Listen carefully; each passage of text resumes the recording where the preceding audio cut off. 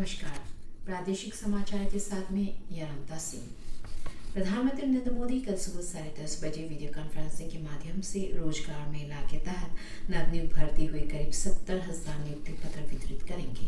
इस मौके पर मोदी नियुक्त किए गए लोगों को भी संबोधित करेंगे। रोजगार मेला देश भर में 43 स्थानों पर आयोजित किया जाएगा।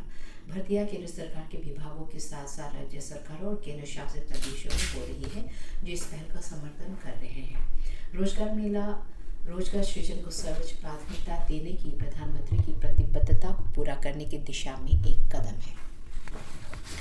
केंद्र सरकार ने आज राज्य सरकारों को कर हस्तांतरण की तीसरी किश्त 1,18,280 करोड़ रुपए जारी की, जबकि सामान्य मासिक हस्तांतरण 59,140 करोड़ रुपए का होता है। जून में देय नियमित किश्त के अतिरिक्त एक अग्रिम किस्त राज्यों को जारी की जा रही है, ताकि वे पूंजीगत व्यय में तेजी ला सके और अपने विकास और कल्याण संबंधी व्यय को वित्त पोषित कर सके। नमसाई में आयोजित 2 दिवसीय C20 सम्मेलन कल सफलतापूर्वक संपन्न हो गया। समापन समारोह में वर्तमान में विश्व में समावेशन और विविधता के महत्व पर एक सेमिनार आयोजित किया गया। सेमिनार में विभिन्न समूह के विशेषज्ञों, स्कॉलर्स और प्रैक्टिशनर्स जो प्रेरक चर्चाओं में लगे रहे, समाज में आपसी सम्मान को बढ़ावा देने वाली संभावनाओं और विचारों को साझा किया। विविधता को अपनाते हुए समावेशी समाज में हर व्यक्ति को सम्मान देते हुए एकजुट होकर काम करने के महत्व को दर्शाने को सेमिनार ने एक मंच प्रदान किया। सेमिनार के दौरान प्रतिभागियों ने विस्तृत विविधता, समान प्रतिनिधित्व और समावेशी पॉलिसियों के गठन पर खोज शामिल है। उप मुख्यमंत्री चाउना मैन ने कहा कि प्रदेश को पिछड़ा और अप्रसिद्ध क्षेत्र से बदलकर प्रगतिशील राज्य बनाने में सिविल सोसाइटी का महत्वपूर्ण योगदान है। नमसाई में रविवार को C20 सम्मेलन के समापन समारोह में श्री मैन बोल रहे थे। C20 के समापन समारोह पर रखी विषय थी विविधता, समावेश और आपसी सम्मान। उन्होंने कहा कि जमीनी स्तर के समुदायों और निर्णयकर्ताओं के बीच के अंतराल को पाटने और वंचित समूहों के अधिकारों और जरूरत को वकालत करने की क्षमता सिविल सोसाइटी की ताकत है। उप मुख्यमंत्री ने आगे कहा कि प्रदेश की जनजातीय समुदायों ने शताब्दियों से चले आ रहे इंडिजिनियस संस्कृति के साथ मजबूती से टिके रहकर तीव्र गति से हो रहे विकास को बहुत जल्द अपनाया।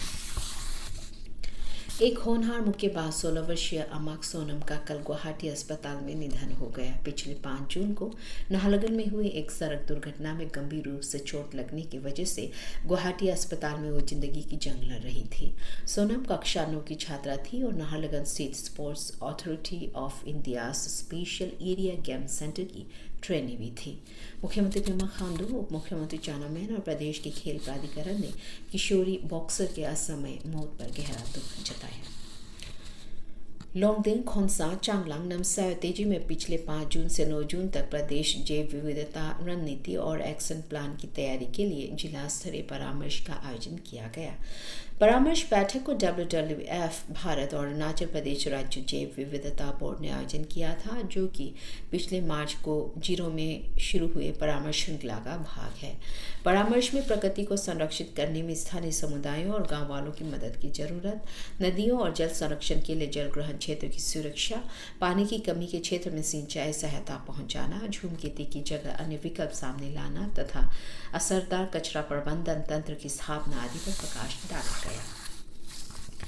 ईस्ट सियांग जिला मुख्यालय पासीघाट में हाल ही में Raj Yoga education and research foundation और ब्रह्म कुमारी ने जिला स्तर पर नशा मुक्त भारत, नशा मुक्त अरुणाचल अभियान का शुभारंभ किया। जिला उपायुक्त ताई ताकू ने अभियान की शुभारंभ करते हुए अरुणाचल में खासकर पासीघाट में जंगल की आग की तरफ फैल रहे ड्रग्स के खतरे पर गहरी चिंता जताई। देश भर में ड्रग्स के दुरुपयोग पर जागरूकता फैलाने के लिए ब्रह्म कुमारी और केंद्रीय सामाजिक न्याय और सशक्तिकरण मंत्रालय के बीच हुए समझौता ज्ञापन का श्री ताकू ने प्रशंसा की। इस अवसर में चिकित्सा शिक्षा के निदेशक डॉक्टर सोपाई तोमसिक ने कहा कि शराब सेवन और कैंसर से पीड़ित में अरुणाचल प्रदेश सबसे आगे है। उन्होंने महिला शिक्षण संस्थानों, सिविल सोसाइटी संगठनों समेत सभी हितधारकों से सभी किस्म के लत और दुरुपयोग के खिलाफ आंदोलन की शुरुआत करने को कहा। चांगलांग जिले के खैंखू गांव में असम राइफल्स और आम नागरिकों के बीच फ्रेंडली वॉलीबॉल मैच खेला गया। मैच खैंखू गांव के स्थानीय युवाओं और असम राइफल्स ट्रूप्स के बीच खेला गया। इस दौरान दोनों टीमों ने अपार जुनून, उत्साह और खेल भावना का प्रदर्शन किया। इसी के साथ ही समाचार बुलेटिन समाप्त हुआ। नमस्कार।